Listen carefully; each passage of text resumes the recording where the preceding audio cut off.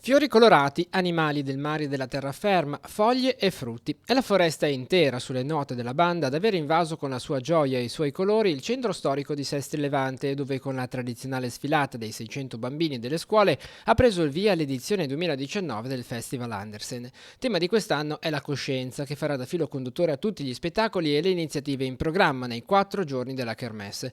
Ad aprire la sfilata il testimonial di questa 52esima edizione del premio, il maestro e compositore Giovanni Allevi. Per fortuna che sono qui, perché posso condividere la purezza, il sorriso, l'innocenza di questi bambini. Sono elementi, sono sentimenti di cui tutti abbiamo bisogno.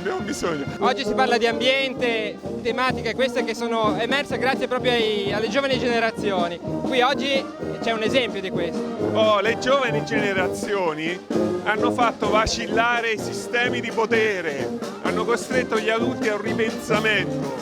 Il tema dell'ambiente, ma adesso anche il tema della fantasia e della favola, che ci invita a riflettere. Lo abbiamo un po' definito il giovedì per il futuro, mutuando il venerdì per il futuro dei ragazzi e di Greta.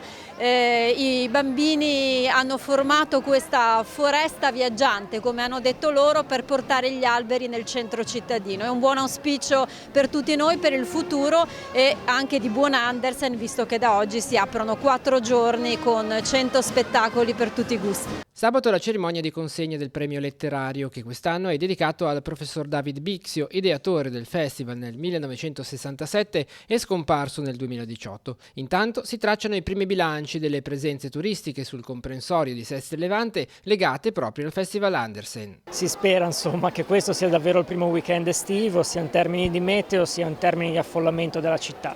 Noi ci aspettiamo come ogni anno più di 50.000 presenze in città e nei 4 giorni del festival ci sono 150 rappresentazioni, 7 palcoscenici, insomma la macchina organizzativa è pronta e da adesso comincia l'Andersen.